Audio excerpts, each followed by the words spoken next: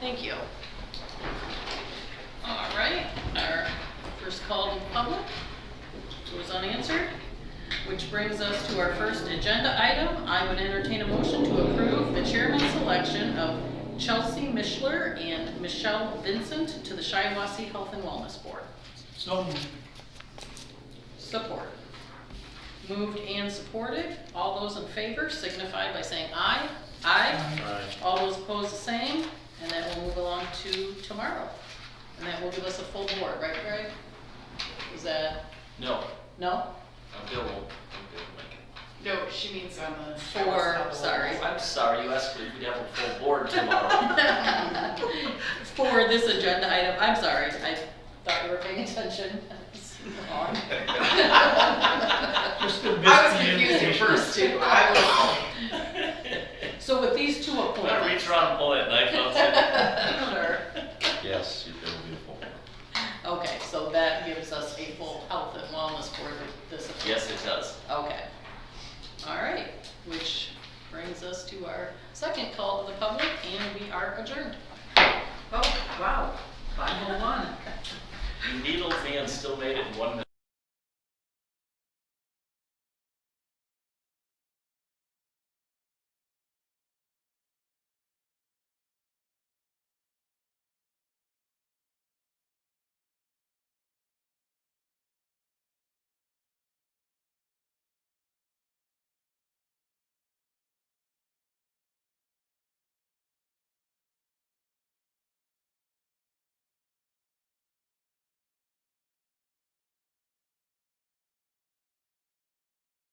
To order and stand with me for the Pledge of Allegiance, please. I pledge allegiance to the flag of the United States of America and to the republic for which it stands, one nation, under God, indivisible, with liberty and justice for all. There should be a rule. If you have to say the pledge, if you have meetings that are 1 minute long, the first pledge will hold for the second meeting. Just kidding. I think I won't propose that. I think that might be a good idea. Way too nice to true. Yes, it most certainly would be. All right, to our business. Call to the public. Would anybody like to address public safety in courts? Seeing none, we will move to our agenda items. Item A, I entertain a motion to approve the replacement of one correctional deputy not to exceed step 3. So moved. Support. It's been moved and supported. Is there discussion? Just very briefly, we have one retiring, and so that creates one replacement. All right, all in favor of moving this forward, signify by saying aye. Aye. Any opposed? All right, that moves forward.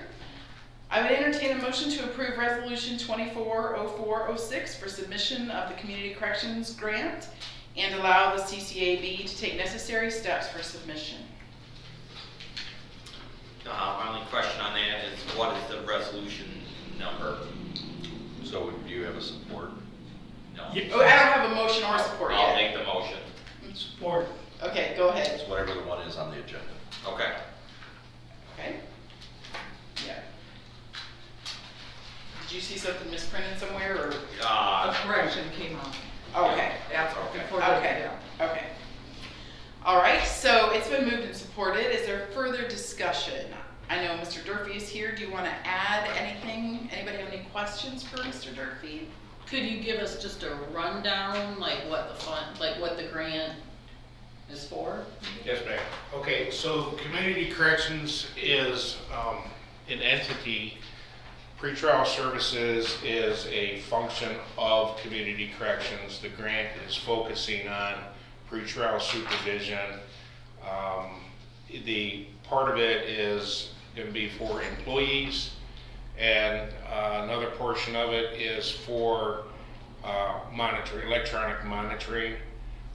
So you've got GPS monitoring, alcohol, scram units, that sort of thing, and it's all part of the supervision process while from the time somebody is arrested until they're sentenced.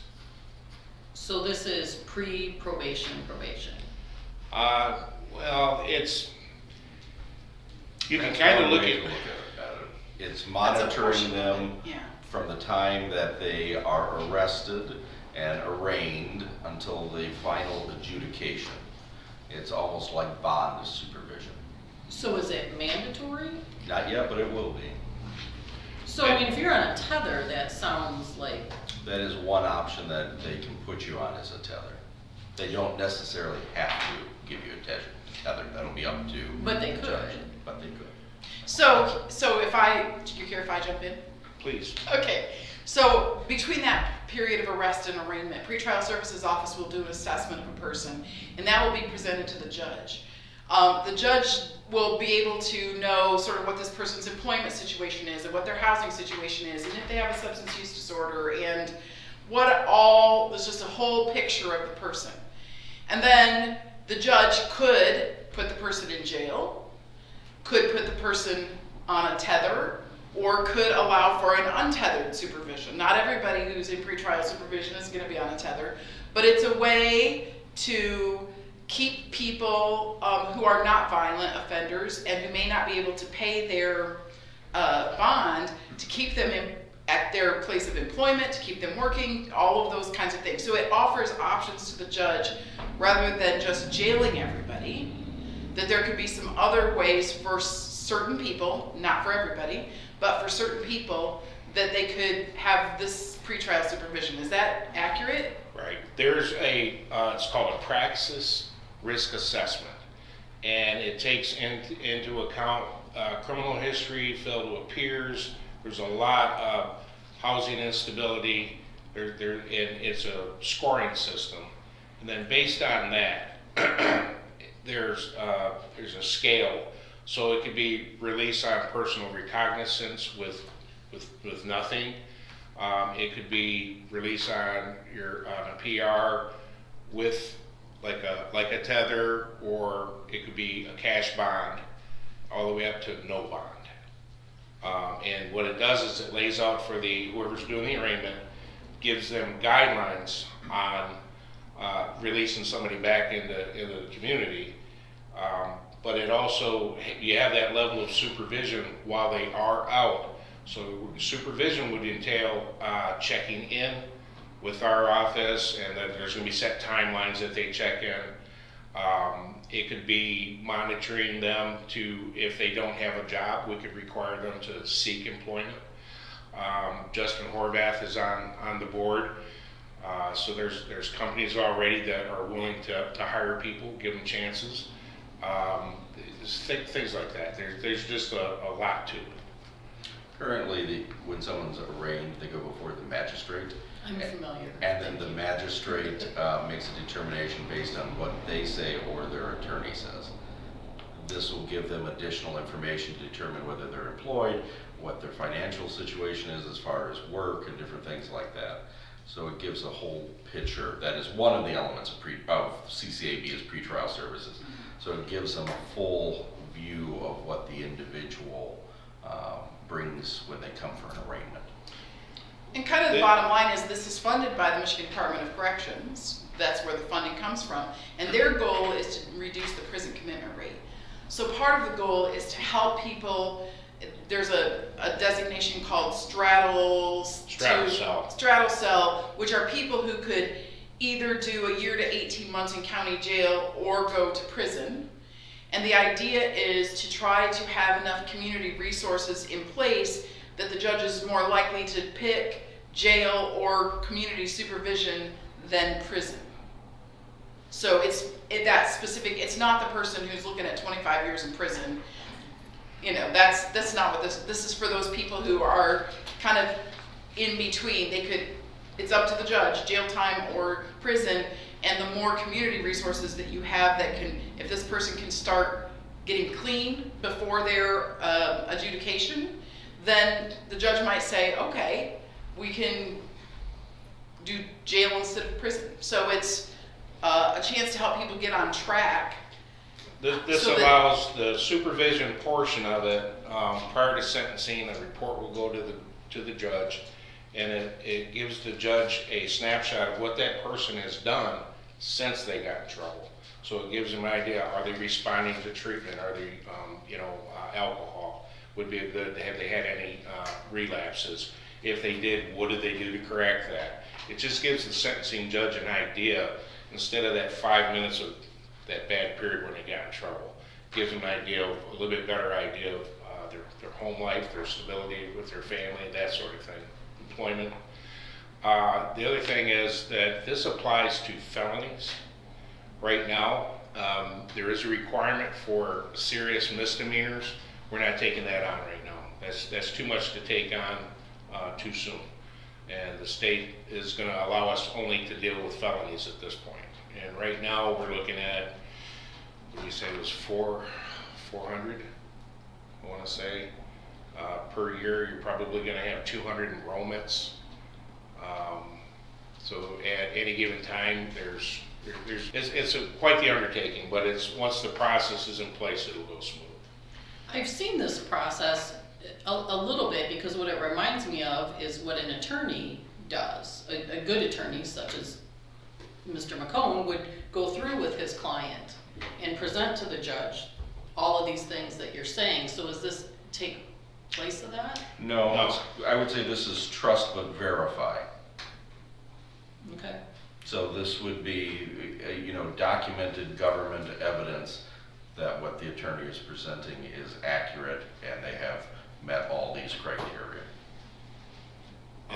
Otherwise, the prosecutor, if the prosecutor has some objection to information, let's step back a minute. The judge always had discretion to deal with the prisoner prior to his trial, either personal recognizance or releasing him on bond or putting him on a tether. So that's within the judge's discretion. Hopefully the defending attorney would try to present, if there was something favorable to the arrested person, he would present that and give some background on it. The prosecutor could respond. So what you're saying is that this would be the government is kind of a third party, although I don't know how much of a third party they are, but they would be verifying the information, and the judge could have some, maybe some additional assurance. That's a good point. Public Act 511 says that pretrial services is not to be aligned with any court, the prosecution, or the defense. So in a sense, pretrial services is Switzerland. We don't have to answer to anybody, and there's no influence that can be brought in from a court, for example. We do a strict monitoring, and as Dr. Boggs said, it's all verification. So, Now, and it doesn't take the place of the attorneys, by no means. now there's a second part to the pretrial, and that is, well, there's two parts. There's assuring that they appear when they ultimately are scheduled to appear. The other part is the public safety facet. Are we dealing, is this going to deal with both? It's going to deal with, pretrial services, the first thing you're dealing with is the assessment process that we talked about already. The key performance measures are going to be prison commitment rate. It's also going to do the fail to appears, or the appearance rate, and the public safety rate. And what that one is that they're not reoffending while they're on bond, because again, they're being monitored. So it's requirements that they have to let us know. We're trying to lower all of those. We don't want, I give you a good example would be OUIL third, drunk driving third. Right now they typically get a $10,000 cash surety bond and they're gone. If they have a scram unit, we're going to know if they're consuming alcohol as it happens. So that lessens the chance of somebody getting hurt or them reoffending. And that's just an example. As Mr. Durfee said, those are the three numbers that we have to show in the grant. And let me just say that Mark and what is the woman's name who's helped with the grant, different person than last year? Rachel has just done, and they've just done so much work to get this grant pulled together. But the grant application has to show how you plan to lower your prison commitment rate, lower your, or increase your court appearance rate, and decrease your reoffending, what's it called? I just used the wrong Public word. safety, Yeah, public safety, but there's another word. Recidivism rate, sort of, kind of. yeah. What are the chances of getting that grant? Um, I mean, we're all talking about it. I mean, is it 10% or 100% or don't you have? I don't know if I could give it a percent, sir, but I can tell you that a lot of work has gone into this, and I've got a good feeling on it. I've been in, Is there a lot of other courts applying for it then? That's Yes. what I wondered, Gary. Yeah, I just was asking, you know, what are So, the chances? most of the time, there's a set group that apply every year, and almost everyone that's awarded at least the first one, and if they stay compliant with the program, they keep getting awarded year after year. We each have to at least get one awarded first so that we can get our, begin the program. So the hurdle is getting the first one. After that, if we stay in compliance and the state keeps funding it, it'll be funded for years. For example, Oakland County, Wayne County, a lot of them have had them for 20 years. 20 years. So it's not like a one-time thing that we set it up and then it's done. Once we get it established, if we keep meeting our marks and meeting our assessments, then we're more likely to keep receiving the funding over and over. And there aren't very many brand new applications, at least that's been my impression every year. There's not as many new ones. And last year we applied and we were denied. And so Mark has taken what the feedback was on that. He has sought out other people at MDOC who have some other input and frankly a little more authority than some of the people we were working with, and has been able to figure out what we did wrong and what we need to do moving forward. He's been attending meetings over there, and so I do have a good feeling about this one. I feel like the grant is nice and clean. And by that I mean it's just very focused, which is what they're looking for. This is what we're going to do. Here are our numbers. Everything in there makes sense. It's cohesive. And so we've learned a lot as we've gone through the process. There will only be a handful of new applicants. Almost all the counties that receive funding will be part of a renewal. There will only be a handful that, including us, that are applying for the first time, or second time. Do we know how many counties have this program? Yeah, we do. It's 43, roughly half the counties in Michigan. Okay. The other thing that it does is it identifies issues at a very, very early stage. So when I'm over doing a risk assessment on an offender, I'm identifying, are they a veteran? Do they need, substance abuse? So I'm kind of looking down the road, or I'll be raising it up the flagpole if there's a treatment court that this person needs to be into. And during the process of the grant and everything going as it was, it also identifies criminogenic needs for our county. So housing would be one, right, Marlene, I think? Yes. So it actually gives us a better way of monitoring what do we need here in Shiawassee County. This is a good way to identify those issues and then kind of expand on that. And there is actually two portions that you can apply for. One is pretrial services and one is post-disposition. So you can put in your application asking for resources that would provide things similar to treatment courts, but not treatment courts. So programs that the judge could say, we're going to have this person enroll in this program, maybe in this group or this, whatever. But this year we're just applying on the pretrial side. We're not applying on the other side. In fact, community corrections started on the post-disposition side, post-sentence, and pretrial services is rather new. So some of those ones have been going 20 years. I think theirs was more the post-sentencing programming. And now everybody's kind of adding pretrial because, as Dr. Boggs said, it's going to be required.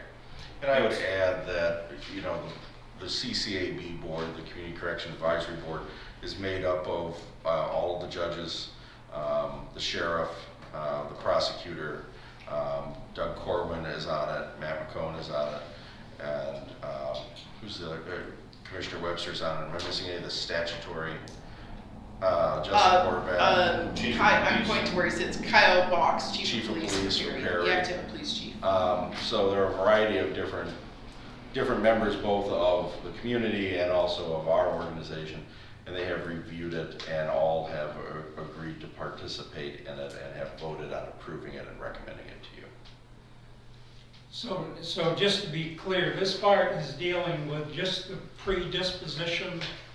It isn't getting into the post-conviction. It's not dealing with sentenced felons, although those are areas that are available. We're just not going after any of that right now. Judge Stewart's court is okay. They're sufficient where they're at. It's something that we can revisit later once we do secure the grant for the first time. My concern is, according to the report, I mean, we in Shiawassee County, in our court, in terms of the PRC and the other things, we're higher than, I think we're the third highest in terms of the imprisoning rate in the state. And even compared to counties that this report says are similar to us, I suppose in demographics and economics and all that, that we're actually higher. For example, Livingston County or Clinton County, we're higher.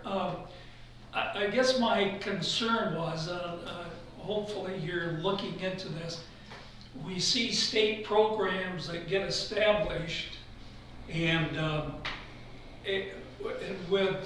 once the state gets authority to do, well, they have the legal authority, but once they start doing things, then they want to push us, the counties, we're subordinates to them legally, that they push us to do things. And as the report says, the judge here makes sentencing determinations based on the individual, what they did, the circumstances of the crime, but also trying to take a broader view of that individual, how he or she's conducted themselves during the interim period before conviction.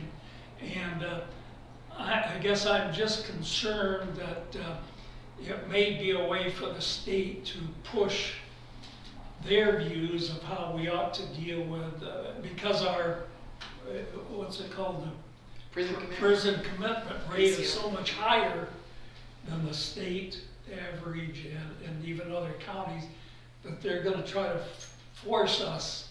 I guess that's my initial impression. Hey, I don't know if there's anything that they could do to force us. They would simply stop funding, and you know, something like that. But that's going to take time, because as these key performance measures are being addressed, and when we start having all the data coming in to support that, Commissioner Webster kind of touched on it a little bit. The straddle cell cases, those are the ones that can either go to prison or stay here. I'm not speaking for Judge Stewart, but Judge Stewart has indicated to me that he's going to be looking at the supervision reports and taking that into consideration when he does sentencing.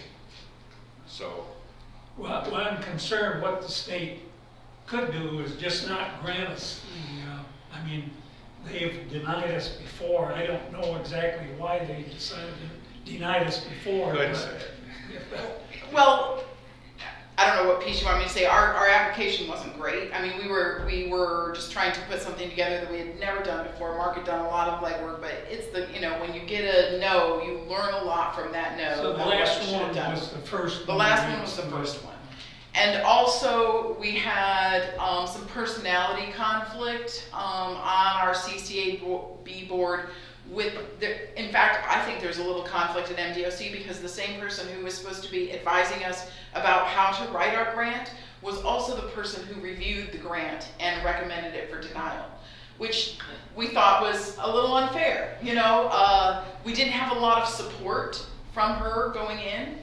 And I'm not gonna publicly go into the details about that, but there has just been some tension, let's just say. And so that's why Mark went and found some other people who had some authority to say, we can offer you some supports outside of this place of tension, and that has really helped a lot. The first grant submission, we kind of got two different sides of it. A lot of the data is very labor intensive to collect the data and analyze it. The first grant submission was, well, just kind of wing it, and we'll start from there. Well, it was very far from the truth. Right. This grant submission, I can tell you, I don't know how many man hours, but I have looked for the past 2 years, every single felony case that's come through our system, and I've analyzed each case, and I built it on a spreadsheet, and I mean, I have, it took a long time, it was very labor intensive, I'll just leave it at that. But now we have some snapshot data that we can provide to them and go off of that. And we can develop what's called a community corrections action plan off of that data. And that's what they're looking at. We didn't have that last time. So yeah, the data, they want you, so, and what Mark said is absolutely right. There are counties that collect certain pieces of data, like your court appearance rate, and like the reoffending rates. We did not have that, and we tried to pull teeth to get that from offices, but it hadn't been being tracked. So it literally was going back so when we didn't have it in year one, they said, well, make an estimate, give us a percentage, we're gonna reduce it by X percent, and then you can gather the data the next year, and we can work from there. But then, that same person who told us that, then went back on their word and review and said, you don't have any data here. When we had actually been up front at the beginning and said, we don't have data. So that's why Mark and Rachel have spent so much time going back, digging through records to create data that should have been being tracked so that we had it for this application. And obviously now we're tracking going forward so that that doesn't have to happen again. But that's one big difference in this grant that we did not have last year, is we just were not tracking some things. I'll add that we're currently tracking data for 2024.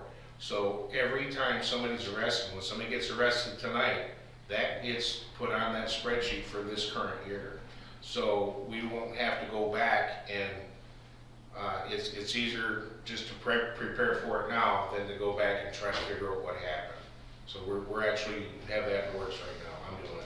Well, I got the impression from looking at this report that really the thrust of what we're trying to do this time to get this grant was to say, granted that we've got these big discrepancies, and I don't mean that in a judgmental way. Mm-hmm. Maybe we do have people that need to be sentenced to prison, but it seemed like the thrust of this report was to say to the state, okay, we recognize we got these big differences. In fact, I think you go through and say how many percentage point difference between what the state would like to see versus what ours actually is. Well, it looks like we're trying to say that we are doing things in addition that try to ameliorate the problem of people who are maybe convicted and then sentenced when maybe they could have had a lesser sentence because of things they've done or improvements they've made in themselves. So to me, the impression was we recognize that problem. We're trying to say we're doing some things that don't necessarily show up in all the data, but is aimed at the same purpose that the state is looking for. I don't know if that was the impression I got, though. There's sort of an assumption that we all are working with the assumption that if there were more community resources available, our judge wouldn't send as many people to prison. And like you said, maybe that's not true. Maybe it's true that all of them need to go, but we'll know after we put these community resources in place whether that happens or not. And so And it will still very much be his decision, but, I mean, he's very much in support of this, has been an integral part of helping to create this, has been sort of a driving force behind it, actually. So he's on board with looking at that. He gets it. But he also doesn't want to not send somebody to prison who needs to go. I mean, we all know our judge, so, yeah. The Public Act 511's title is actually alternatives to incarceration. These are just tools that allow that to happen, but with the public safety in mind, the appearance, the key performance that we talked about before. You want to, alternatives to incarceration, but we still want to maintain that our county is whole and that there's no risks.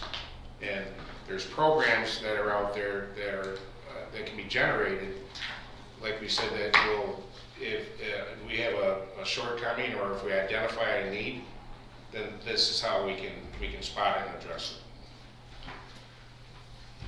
I have two questions. So who this applies to is those who've been charged with bailable felonies. Is that the right, I guess? Every crime, including every crime is available for Okay. charge.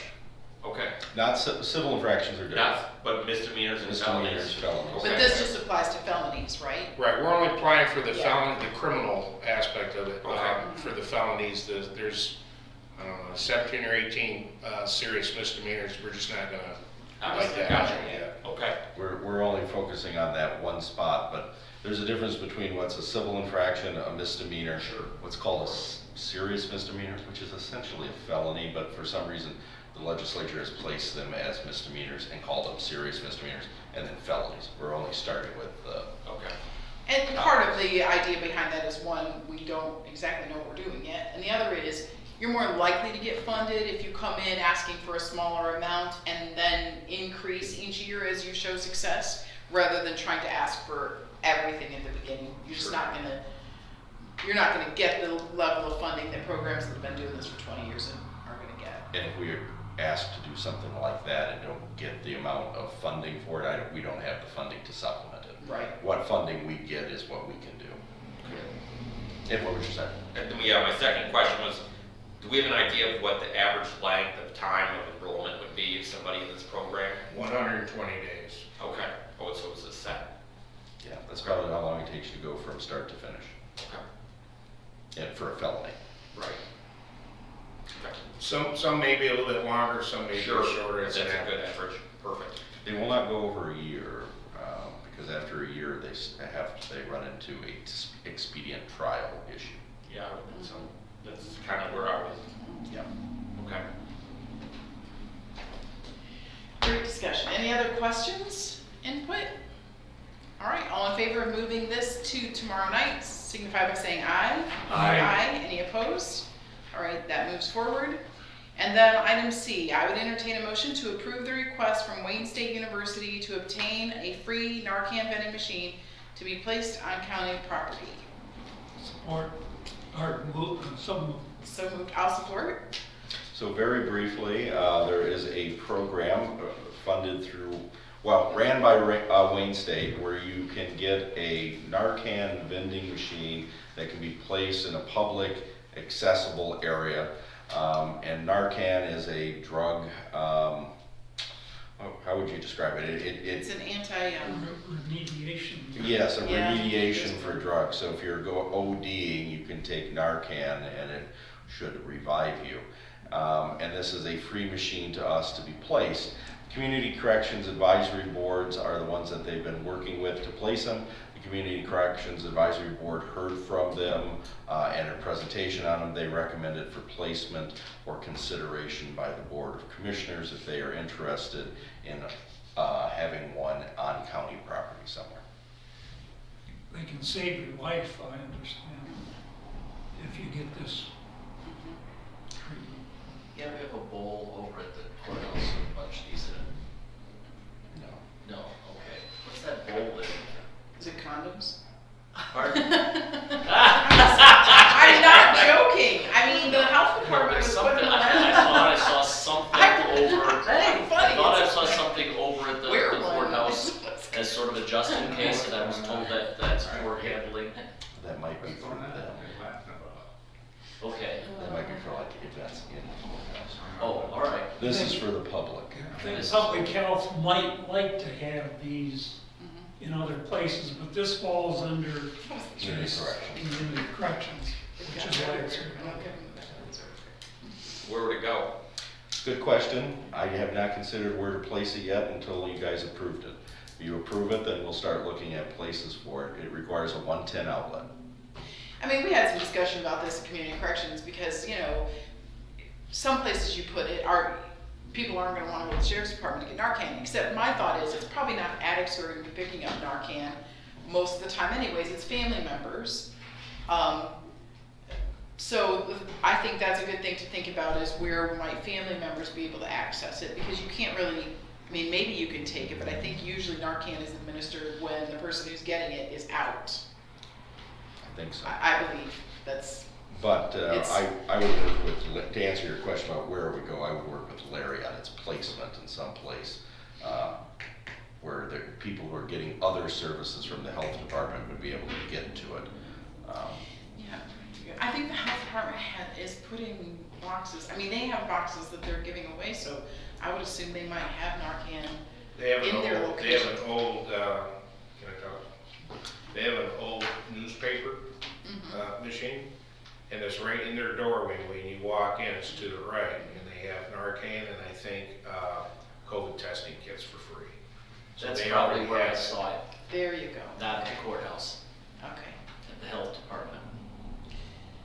So, So we already have it? but we have that. We have Yes, that. This is a different, it's just another resource that would be, I would say probably placed someplace else. It would be placed somewhere else, someplace else. I would do it in consultation with Larry or Maybe he. the public defender's office area? Could be, I put it someplace where the public can get to it. It's gotta have someplace that has access, and someplace that has electricity. Like 24/7 access, or what are we? I would say someplace that has access that doesn't require you to go through security to get it. Oh, okay, so this isn't in the middle of the night, No. so Because, so I have a Narcan box that we're putting on our church property, and the health department gave it to me, and it doesn't have to be temperature controlled, so it is 24/7, you can go get it. But these people insist that this has to be inside, that, I talked to Nicole Greenway at the health department, and because I double checked with her, and she said Narcan does not have to be temperature controlled. It can't go below 0, and it can't go over some temperature we hardly ever see in Michigan, so if it got, I mean, you might have to pull product out if it was those extreme temperatures, but this particular vending machine has to be inside. And I understand this kind of program, kind of like an AED, I think they call them, that is, you see in public places, that if somebody was stricken, there would be almost immediate access without waiting even for a first responder. That's the value of Narcan. So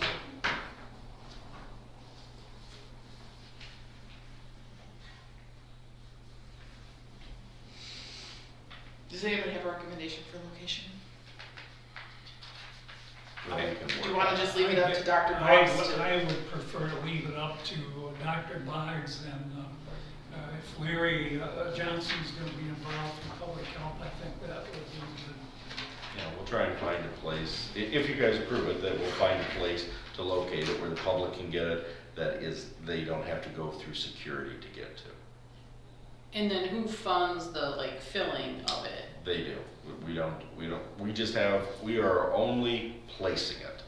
We're taking it and placing it. They're providing it. Do they like deliver it, mail it, keep it stocked? How's that? So, more than likely, if this is a community corrections thing, and as the manager, I would monitor it, and when I need more, I just call them up, get it, and then I restock it. And doesn't have to be me, it can be anybody. We just have to call them, hey, we need more. Is this, like, is it expensive? I Means- don't know, I think they're because it's giving- just I giving think they give it away. away. No, but I mean, like, say we had to buy it, or a person buys it, or like, I don't know the answer to that. don't know, this is through a state grant, I believe, that Wayne State's the recipient. Yeah, I don't know the answer. But I mean, it still has a cost. Yeah, I don't Somebody know the pays answer. for it. Yeah. I don't know Some the does, I answer. don't know how much it costs though for an average Yeah. group of it if you went to go buy it someplace. Should we amend the motion to say we authorize the administrator to determine placement, or does that just, That's fine. it just, Administrator, county, synonymous. yeah, Did I move this? to be placed on? You did. Yeah, we'll just, yeah, That's That's fine. agreeable to me. and I think I second. All right, is there any more discussion? All in favor of moving this forward to tomorrow night, signify by saying aye. Aye. Anybody opposed? That brings us to our last call to the public. Hearing none, this meeting is adjourned.